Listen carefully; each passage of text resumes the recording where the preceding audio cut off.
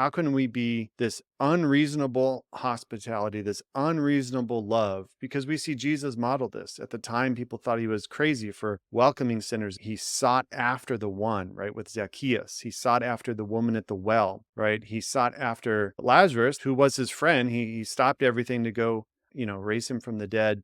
And so he sought after the one, even though he would talk to 5,000 people, right? He also made time for the one.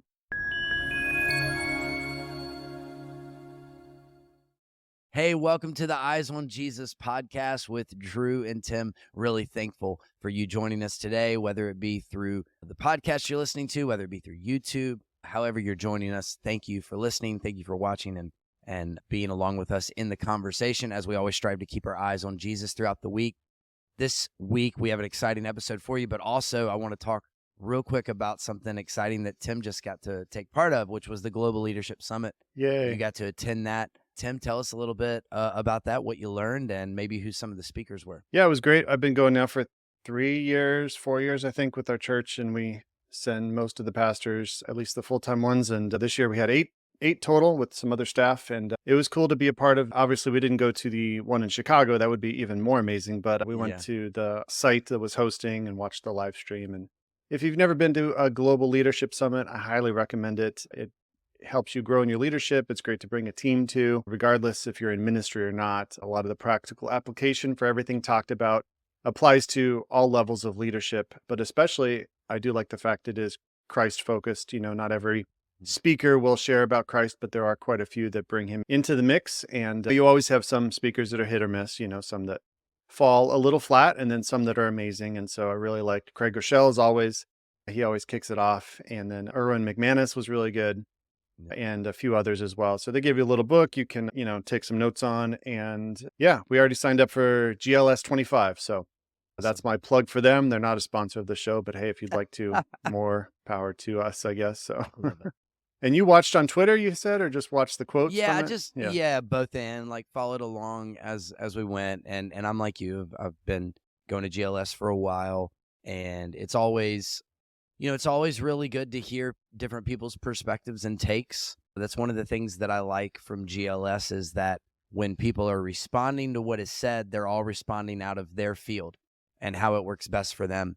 And so to have a leadership summit that not only is for specifically pastors, but is for leaders that are CEOs of companies and entrepreneurs. And, sometimes it's just somebody who's coming to figure out how can I be a better leader in my home.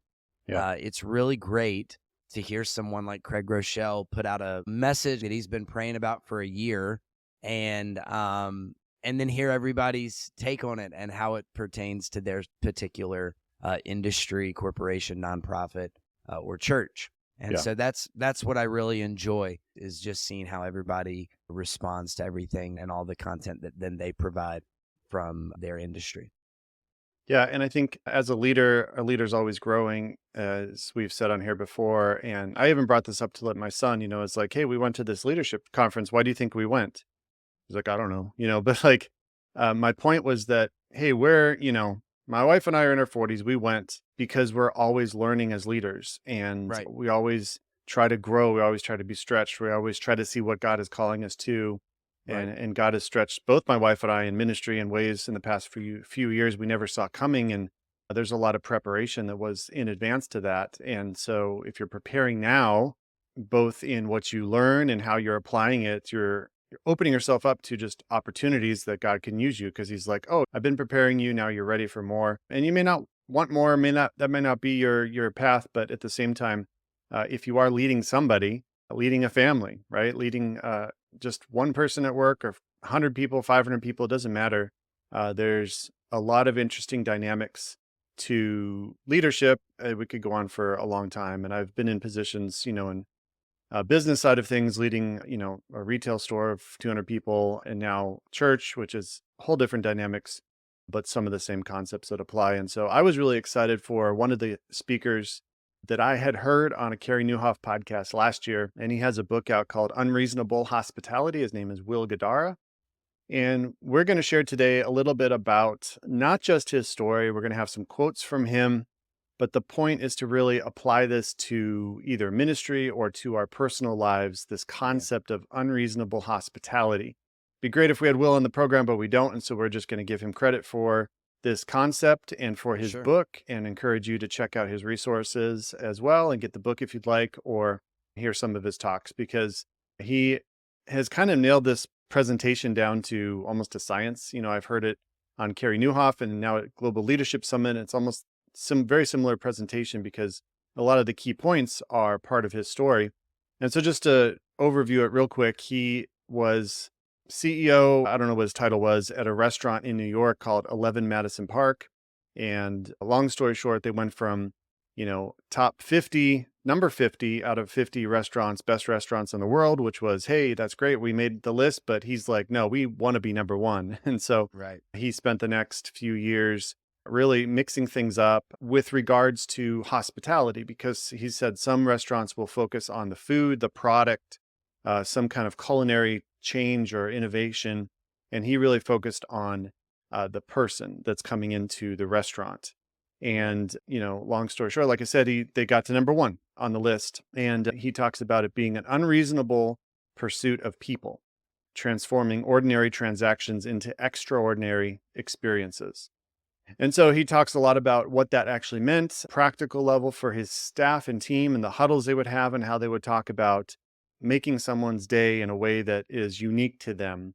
And a famous story he talks about real quick is that, this is like, I don't know how much this restaurant costs, but it's like the top of the top, right? Yeah. And Yeah. you're getting like some of the best stuff in New York when you go to it. And so this couple comes in that's visiting, and he's like, how was your New York experience? And they're like, great. We did everything we wanted to except getting a hot dog from a street cart. And so he took that opportunity to say, okay, well, as we're sending food your way, I'm going to run out, get a hot dog, cut it up into nice little gourmet slivers, and put a little thing of ketchup and mustard on it and hand it on one of our fancy plates to you so you can experience it. And just, he's like, for as much as they ate that was pricey things like caviar and all these things he named, he's like, the look on their faces when I gave them a $2 hot dog was Right. priceless.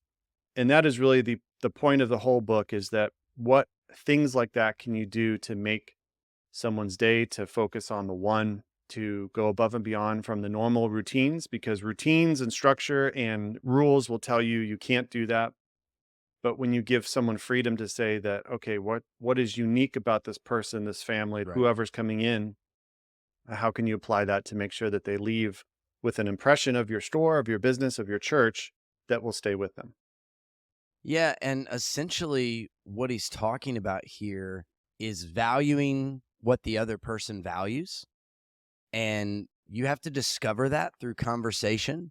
You have to build trust. You have to be willing to ask questions and lean in and really want to know what someone is experiencing. This is really important for us as Christians, not just in the concept of a church. Well, we'll get to that, I'm sure, but this is important for us just making relationships out in public, making relationships at places that we frequent.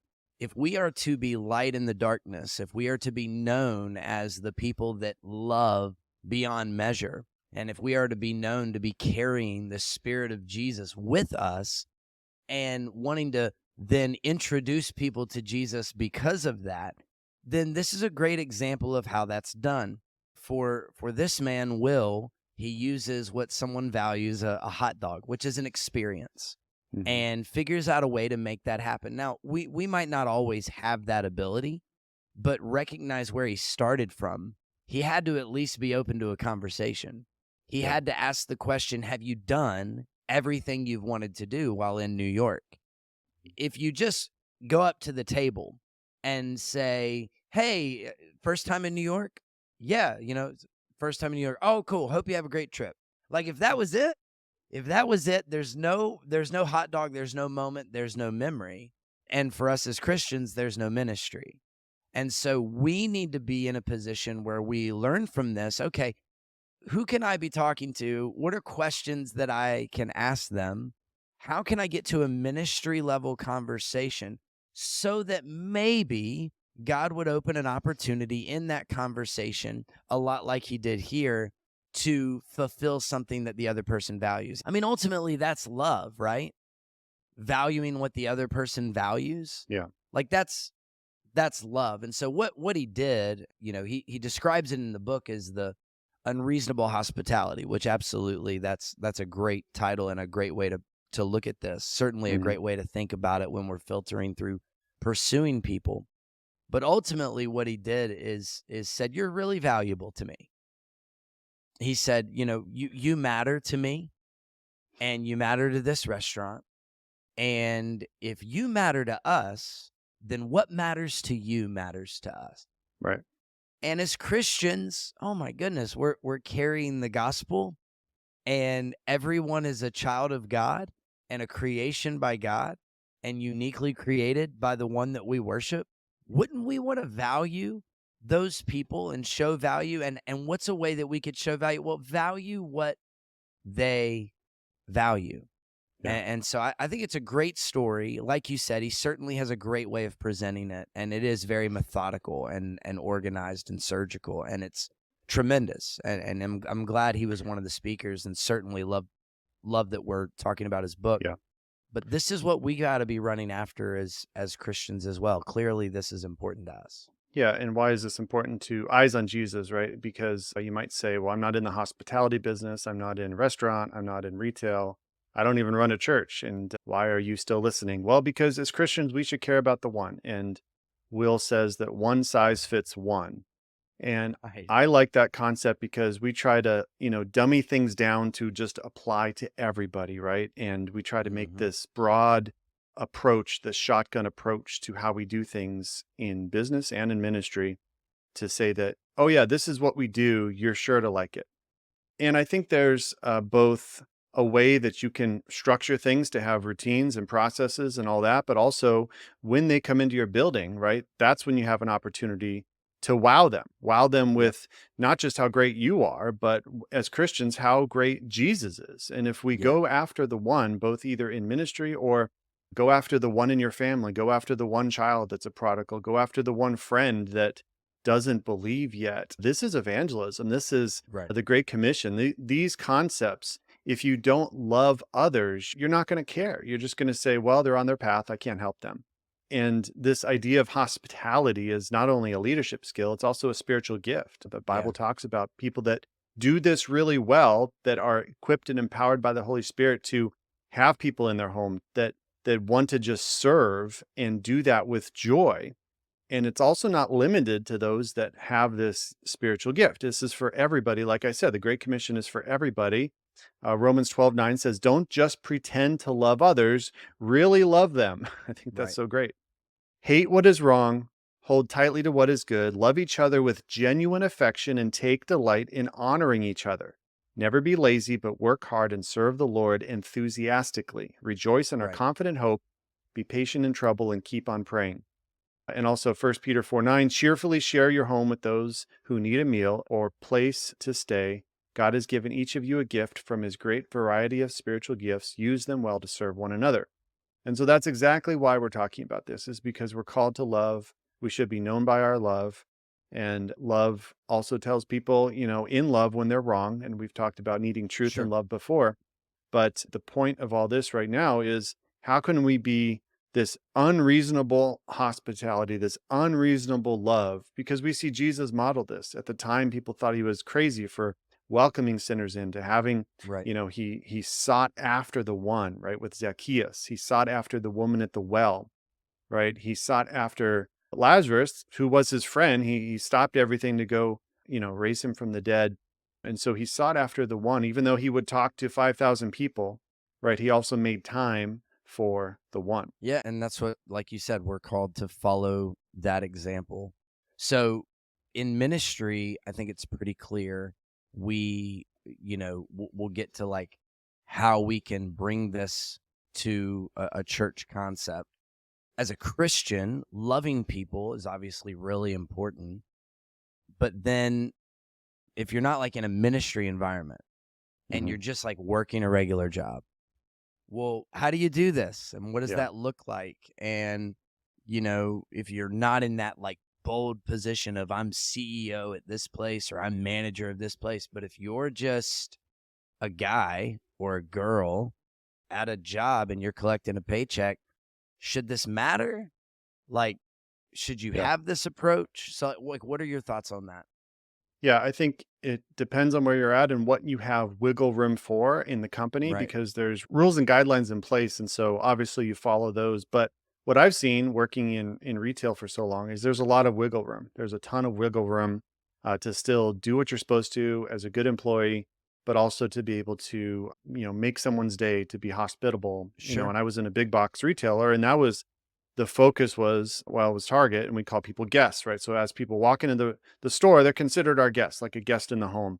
And so we were told to, greet everybody, make sure that we ask them if not only can they help them find something, but also we were empowered to make it right for the guest, it was called. And so, if someone was upset with a return or someone, had an expired coupon or someone didn't like the quality of a cake that was made for them, you could Mhm. make it right for them even though the policy might say a certain thing, employees were empowered to make it right for them. So in the moment you could do something crazy. I mean, you can't give them, $1,000 out at the register, but Right. Here's some you cash. could, yeah, you could say, okay, we'll remake that cake or say, we'll accept that coupon, this time. You could do small things like that to say like, oh, wow, like they cared about me as a person over policy. And this, with that wiggle room, you kind of have to have leaders that have good judgment and people that have good Sure. judgment to not abuse this because, if someone comes in, you can tell that they're just trying to take advantage of the system or they treat you with disrespect or they're cursing up a storm. That's going to really depend on when I was there, how I would try to go above and beyond for them. But having that at least as a first step as a company is important to know that, hey, the company empowers me. I'm not going to lose my job over this. If someone goes, I would maybe talk to an employee if they went too far and be like, "Hey, next time, why don't we do this instead?" I appreciate the Right. the heart behind it to take care of the guest. And so I think that would be wherever you're at. I mean, if you're on the phone, doing sales 10 hours a day, you're going to be probably limited because you have a script and you have to stick to it and there's no time for chit chat. And so those environments are going to be a lot harder than more sales approach that you're able to engage in conversation with somebody and find out more about them. And there might be even some wiggle room in that. I've not had a job like that. So you kind of have to just look for opportunities, especially as a Christian. We're assuming that, you're a Christian watching this, having a secular job. If you are in charge, right? And you have the ability to change the rules around, do your employees know that? Have you talked about this? That's one thing that Will would do is that he would have huddles every day before the dinner rush came in and he's like, I would just, people knew exactly what I was going to say, but I said it anyway, because it's that repetition that breeds the results. And so if your customers, if your guests are important to you, you're going to say it over and over. You're going to say, his goal was to be number one. And that's the highest of the highest level you can shoot for. So Yeah. do you have goals as a business, as a church, as a personal goals? Where do you want to be with your family in 5, 10 years? Where do you want to be, with your wife? What does that look like? Where do you want to be with your walk with Christ in 5, 10 years? Having goals is so important. And we've done episodes on that before. But as a secular business, you have to make sure that you take away the constraints for your people where normally they would just follow the rules. Their attitude is everything. A smile or kind word can go a long way. So you want to recognize the behaviors that you want to instill in your team, and also be very careful in how you criticize the things that might be holding you back as well. Because if you're criticizing someone for going above and beyond, then that's what's going to happen next time is that they won't. Right. If you draw attention to how different they are or that they look a certain way or whatever because they're trying something, you're right. Chances are next time they're going to back down. That's going to matter in ministry a lot when it comes to making sure we don't try to build some kind of system out of unreasonable hospitality. And so it's important when we're doing this, like you said, to make sure you not only have great people in place, you have great leaders in place, and that everybody's aligned and everybody's on the same page and everybody understands what the vision is and where we're headed. So, for me in ministry, I'd served guest experience at Elevation Church, and that's certainly a place that's known for how they serve people coming for the first time. And we created a system of this. And what I saw is how this unreasonable hospitality concept can be such a beautiful thing for Christ. And I also saw it pushed to an unhealthy extreme where it became rigid around what was considered unreasonable hospitality Mm, and what was considered just this is what we do. yeah. And so I remember one service, one of my parking lot volunteers came in and said, "Hey, I noticed there's a car out in the parking lot that has a flat tire." And I was like, "Oh no." And they were like, "Yeah." And it's like, they're not going to get out of here. So this was right at the beginning of the service. So we knew we had about 90 minutes until they'd get back out to their car. So I gave them my church card and they drove across the street to a Pep Boys and bought a tire. And we changed the person's tire while they were inside. And so they got done and they came back out, and me and a couple volunteers are walking them to the car. We said, "Hey, we just want to let you know, hope you had a great experience at Elevation Church today. We did notice that one of your tires was like completely flat." And they were like, "Yeah, that tire's been giving me problems for weeks. And I keep putting air in it and it keeps dropping out." And I said, "Hey, no problems at all. We went ahead and put a new tire on there and changed your tire for you." Wow. And they were like, "What?" And we were like, "Yeah, no, don't even worry about it." Like, "What? How much was it?" We were like, "Don't even worry about it." And they're like, "Well, can I do anything?" We're like, "No." We're like, "You already did everything. You came to church. We're really grateful that you're here." Now, is every church in that kind of position? No. They bring in a lot of money. And so Mhm. not every church is in that kind of position. But was that unreasonable hospitality? Absolutely. Yeah. Did we go above and beyond? Absolutely. Did we do exactly what you were saying? Really love that person and do it enthusiastically and not be lazy, but really run after it. Okay, yeah, we worked hard. We served the Lord. And that day we made Jesus known.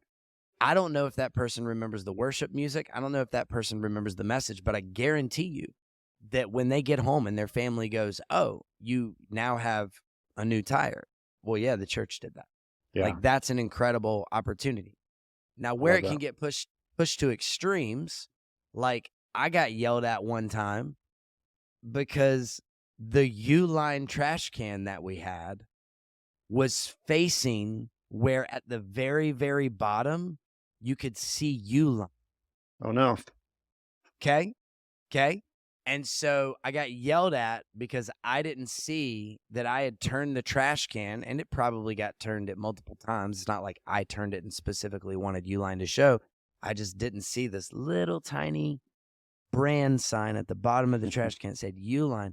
And so I got yelled at, and it got turned around 180 degrees because at elevation, we're not Uline, we're elevation. And we're the logo, and we're the color, and we're this. So was that unreasonable hospitality? No, I think that was just unreasonable. Yeah. So the goal is that we don't try to build a system of loving people. But like you said, we don't pretend to love, because a system will make you pretend to love, Right. but we actually love people. Okay, so if we're actually going to love people, what's going to be important? Well, it's going to be important that we have a leader in position that is constantly reminding people of who Jesus is and what Jesus has done for us. And out of that gratitude, we serve. And then people who are leading underneath that are constantly aware of who Jesus is and what he's done for them. And out of that gratitude, they serve. And it's just this chain of events. As soon as that's broken, as soon as there's somebody who either tries to create a system out of it, or there's somebody who's not strong enough to work within that system, Yeah. then it can get really interesting, because then you just start doing things, but you can't answer the question, why do we do what we do? Right. And so I love this concept. I feel like this is a book that not only everyone should read, but it's the kind of book that if you lead an organization, you should buy like 10 copies and give everybody at your organization a copy.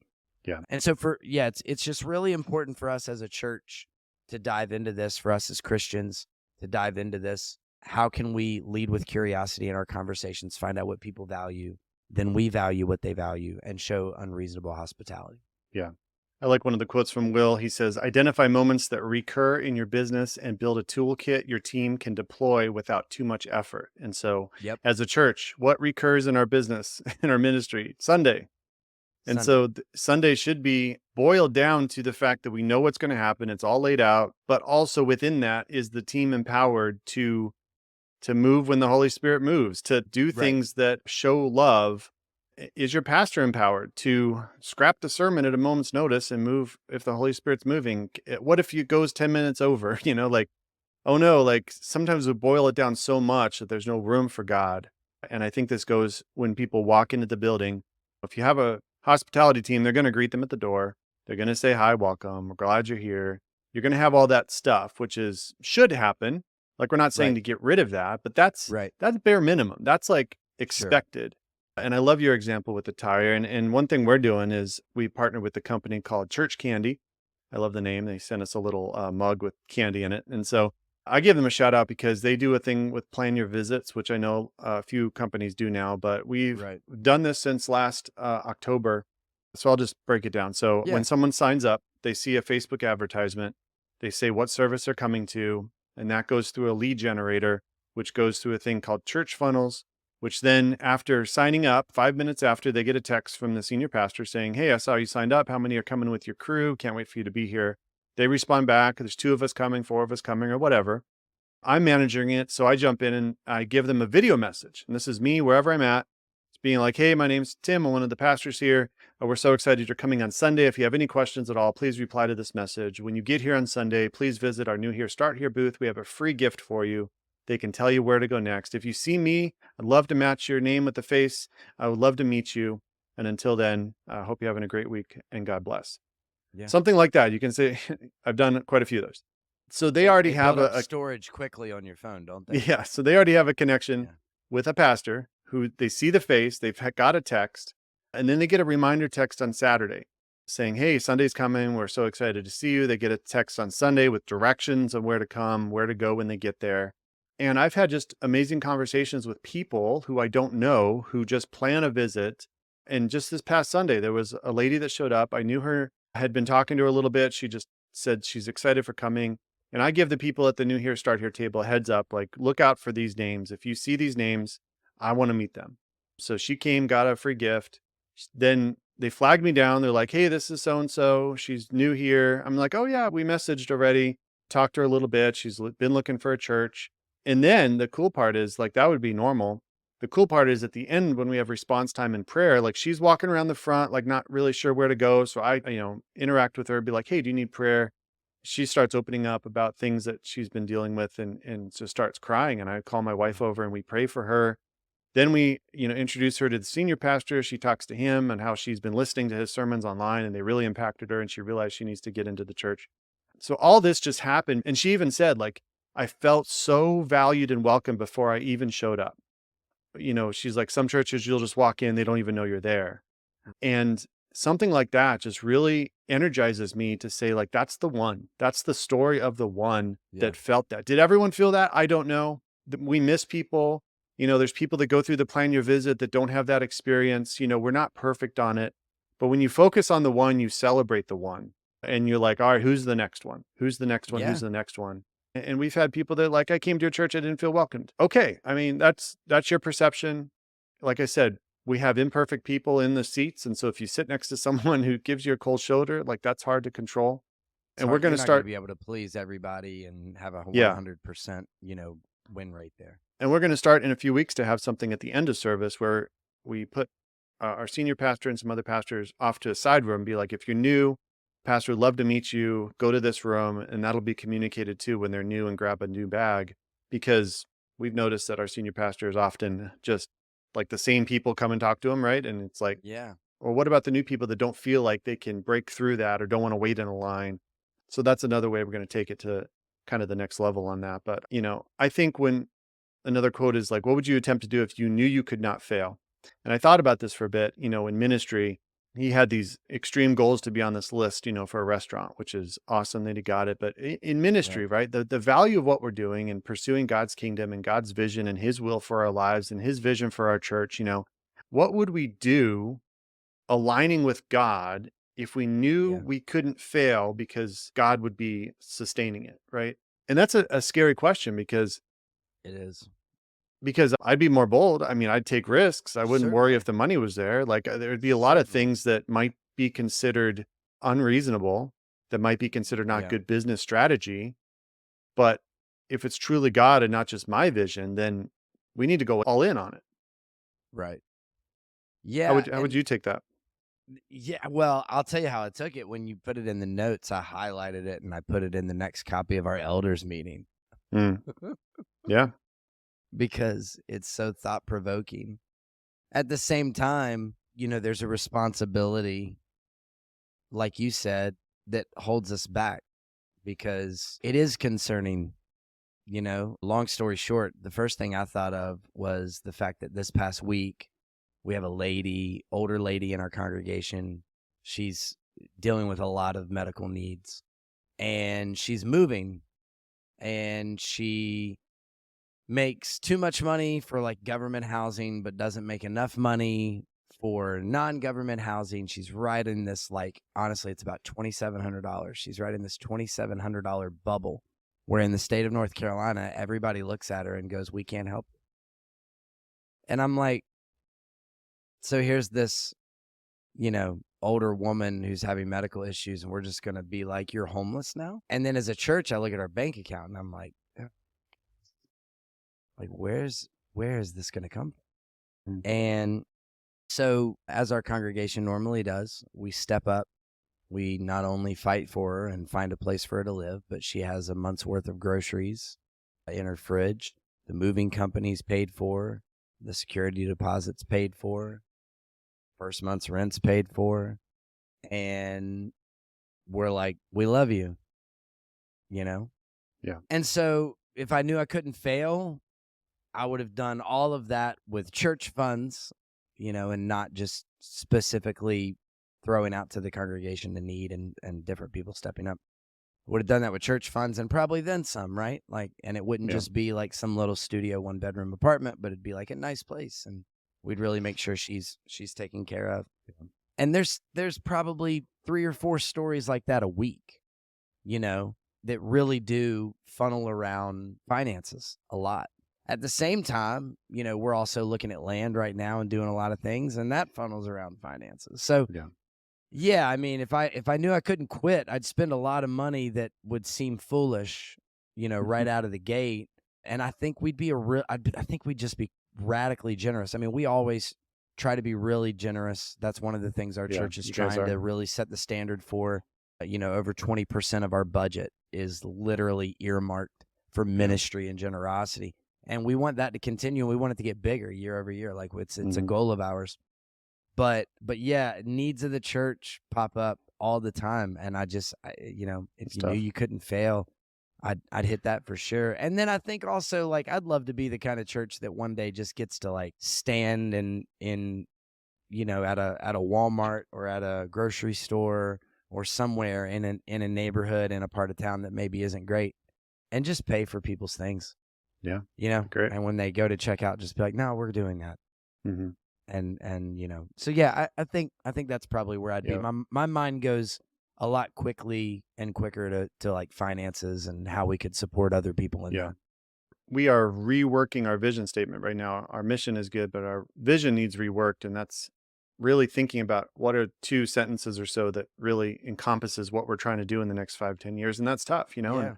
that's a good conversation to have with yourself, your business, your family, because, it's not just day to day. I mean, it is, but it's also where are you going and are you pointed the right direction? And also, I think an important caveat with this discussion is that you can easily be swayed by every person that has feedback, Hmm. especially in a church. I mean, if you give people an ear, you're going to hear from a lot of people on how you're doing things wrong according to them.